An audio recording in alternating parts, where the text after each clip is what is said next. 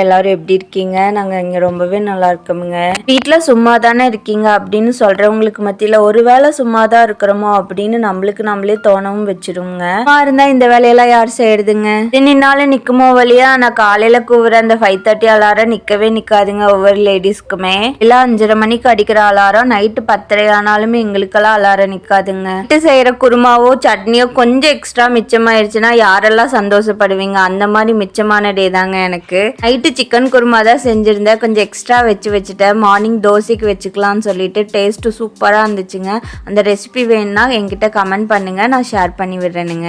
மதியம் லஞ்ச் பார்த்தீங்கன்னா சிம்பிளா வாழைப்பூ பொரியல், தக்காளி ரசம், சுட சுட சாப்பாடு வச்சு முடிச்சு விட்டாச்சுங்க. டைம் பார்த்தீங்கன்னா வாழைப்பூக்கு எந்த மசாலா ஐட்டம்ஸுமே ஆட் பண்ணலிங்க. கடுகு, வெங்காயம், கருவேப்பிலை போட்டு நல்லா தாளிச்சு விட்டுட்டு வாழைப்பூவை வேக வச்சுட்டு கடைசியாக காரம் பத்தலைங்க, அதுக்கு மட்டும் மிளகாத்தூள் மட்டும் லைட்டாக ஆட் பண்ணியிருந்தேனுங்க. வாழைப்பூ நல்லா வெந்ததுக்கப்புறம் கடைசியாக பார்த்தீங்கன்னா நிறைய தேங்காய் பூ போட்டு இறக்கி விட்டுட்டேனுங்க.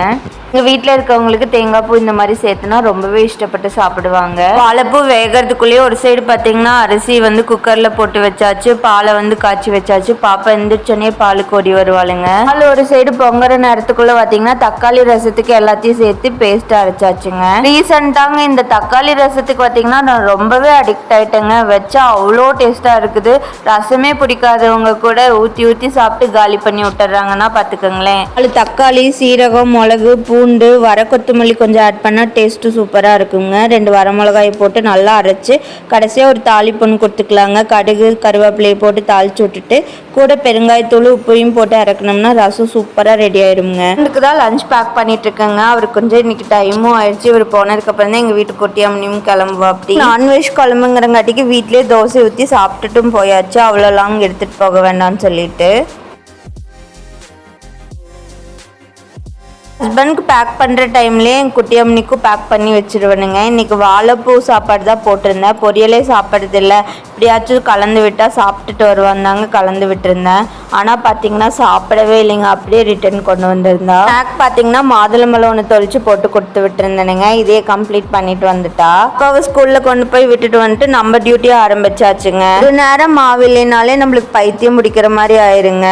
உடனே மாவாட்ட ஆரம்பிச்சாச்சு. காலையில் எந்திரிச்சோடனே ஊற வச்சிருந்தேன். டைம் பார்த்தீங்கன்னா அவசரத்தில் உளுந்தியும் அரிசியும் ஒன்னாவே ஊற வச்சுட்டேனுங்க. ஒன்னா ஊற வச்சாலுமே தோசை பார்த்தீங்கன்னா நல்லா மொறுன்னு நல்லா தாங்க இருக்குது. டேஸ்ட்டும் சூப்பராக இருக்குதுங்க. மாவாடுற நேரத்தில் நம்ம சும்மா இருக்க முடியுமாங்க? அந்த கேப்பில் பார்த்தீங்கன்னா நம்ம வாங்கிட்டு வந்த முட்டையை எடுத்து அரேஞ்சும் பண்ணி வச்சாச்சு. அவ எப்போ ஆட்ட ஸ்டார்ட் பண்ணணும் அப்போ இருந்தே இப்போ வரைக்குமே பார்த்தீங்கன்னா ஓப்பன் பண்ணி பார்த்துட்டு இருப்பானுங்க. 5 நிமிஷத்துக்கு ஒருக்கா அரைஞ்சிருச்சான்னு சொல்லிட்டு இதுக்குன்னு ஒரு நேரம் இருக்குமுங்கள.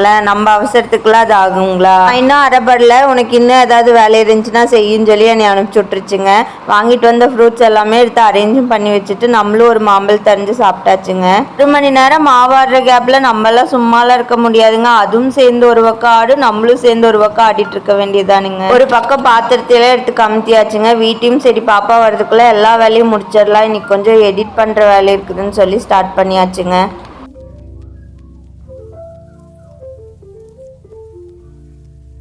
கிரைண்டரை மட்டும் கை தொடச்சி வச்சிடணுங்க, இல்லைன்னா அடுத்த டைம் பார்த்தோம்னா நம்ம மாவாட்டுற ஆசையவே விட்டுருவோம். பாப்பாவை கூப்பிட்டு வந்தா இனி எந்த வேலையுமே செய்ய முடியாதுன்னு சொல்லி அவசரமா எல்லா வேலையும் முடிச்சு வச்சுட்டு தாங்க கூப்பிடறக்கும் போவேன். பாப்பாவை ஸ்கூல்ல இருந்து கூப்பிட்டு கொஞ்சம் ஸ்நாக்ஸ் கொடுத்து உட்கார வச்சிருந்தேனுங்க. ஸ்கூல் போய் 10 days தான் ஆச்சு. 2 வாட்டர் பாட்டிலும் பிஞ்சு போச்சுங்க. 2 days பெரிய பாட்டில் எடுத்துட்டு போய் தண்ணியே குடிக்க முடியாம அப்படியே ரிட்டர்ன் தண்ணியை கொண்டு வந்திருந்தா அப்படிங்க. அதனாலதான் ஒரு குட்டி வாட்டர் பாட்டில் ஸ்கூல்ல டிராப் பண்ணிட்டு போய் அவளுக்கு தெரியாம வாங்கி வச்சிருந்தேன். ஒரே சந்தோஷங்க பாட்டில பார்த்தோன்னே. இந்த ஏஜ்ல நம்ம கொடுக்குற குட்டி சர்ப்ரைஸ் கூட குழந்தைங்க ரொம்பவே என்ஜாய் பண்றாங்க. ஈவினிங் ரொட்டீன் ஸ்டார்ட் ஆயிருச்சுங்க. அந்த ஈவினிங் 5 o'clock ஆச்சுன்னா வெளியே போய் ஒரு ரவுண்ட்ஸ் விட்டுட்டு செடிகள் எல்லாத்தையும் பார்த்துட்டு வந்தாதான் கொஞ்சம் ரிலாக்ஸா இருக்குங்க. ஒரே ஒரு விதை தாங்க ஊனி விட்டுச்சு இந்த பாவக்காய் செடி. குறைஞ்சது ஒரு 10 கிலோ பாவக்காய் கிட்ட கொடுத்துருக்குங்க. இப்போ சீசனா என்னன்னுலாம் எனக்கு தெரியலங்க. பட் எங்க மரத்துல கொய்யாக்காய் நிறைய விட ஸ்டார்ட் பண்ணிருச்சுங்க. பாதி அணிலுக்கு பாதி எங்களுக்கு அந்த கணக்குல தாங்க போயிட்டு இருக்குது.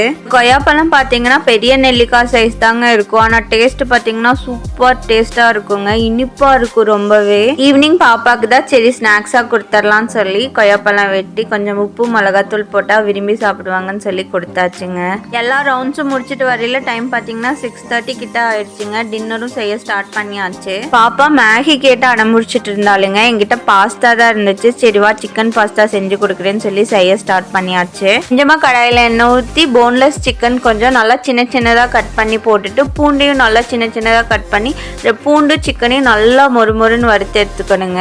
பார்த்தீங்கன்னா எப்பயும் போல் நார்மல் தாளிப்பு தாங்க. வெங்காயம், கருவேப்பிலை, தக்காளி எல்லாம் போட்டு நல்லா வணக்கி விட்டுக்கணும். காரத்துக்குன்னு பார்த்தீங்கன்னா ஒரே ஒரு கரம் மசாலா ஒரு ஸ்பூன் மட்டும்தாங்க ஆட் பண்ணியிருந்தேன். வேறு எந்த மசாலாஸுமே ஆட் பண்ணல. பாப்பாவுக்கு கொடுக்குறங்காட்டிக்கு காரமாக போயிடுச்சுன்னா சாப்பிட மாட்டான்னு சொல்லிட்டு கடைசியாக டொமேட்டோ கெச்சப் கொஞ்சம் ஊற்றி விட்டுட்டு கலந்து விட்டுட்டோம்னா டேஸ்டியான சிக்கன் பாஸ்தா ரெடி ஆகிடுங்க. பாப்பா ரொம்பவே இஷ்டப்பட்டு சாப்பிட்டு இருந்தாலுங்க. ரீசெண்டாக இந்த பொடிக்கு நான் ரொம்பவே அடிக்ட் ஆகிட்டேங்க. எது இருக்குதோ இல்லையோங்க இந்த பொடியை மட்டும் ரெடி பண்ணி வச்சுக்கிறது. 2 days முன்னாடியே முருங்கைக்கீரையை நல்லா வாஷ் பண்ணி இந்த மாதிரி ஒரு பவுலில் போட்டு நிழல்லே வச்சு காய வச்சு எடுத்துட்டேனுங்க. நிழல்லே தாங்க காயணும், வெயிலில் வச்சு காய வைக்கக்கூடாது. காஞ்ச கீரையை மிதமான சூட்டில் ஒரு வடை சட்டியில் நல்லா வறுத்து எடுத்துக்கணுங்க. அருகை மட்டும் விட்டுறக்கூடாதுங்க. கையில் எடுத்து இந்த மாதிரி அமுத்தி பாக்கியில் பொடிஞ்சு போகணும். இந்த ஸ்டேஜில் எடுத்துக்கலாங்க. 2 ஸ்பூன் கடலைப்பருப்பு, உளுந்தம்பருப்பு, வெள்ளை எள்ளு நல்லா வறுத்து எடுத்துக்கலாங்க. எல்லாமே என்ன கணக்குன்னு பார்த்தீங்கன்னா நான் காய வச்சிருக்கிற முருங்கைக்கீரை அளவு 2 கையளவு தான் இருந்துச்சுங்க. அதனால தான் 2 ஸ்பூன் எடுத்திருக்கேன். கடாயில் லைட்டாக ஆயில் விட்டு 2 வரமிளகா, 1/2 ஸ்பூன் மிளகு, 3 பல்லு பூண்டு, கொஞ்சம் கருவேப்பிலை போட்டு நல்லா வணக்கி விட்டுக்கணுங்க. கொஞ்சமாக வர கொத்தமல்லியும் சேர்த்து நல்லா வறுத்து எடுத்துக்கணுங்க. கொஞ்சம் புளியும் சேர்த்து நல்லா வறுத்து விட்டுக்கணுங்க.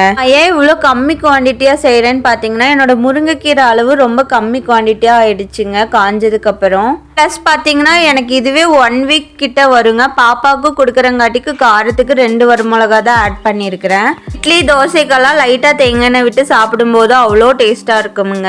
ஈஸியா பெருங்காயத்தூள் கொஞ்சம், உப்பு கொஞ்சம் சேர்த்து கலந்து விட்டு ஒரு பவுல்ல போட்டு ஸ்டோர் பண்ணி வச்சு யூஸ் பண்ணிக்கலாங்க.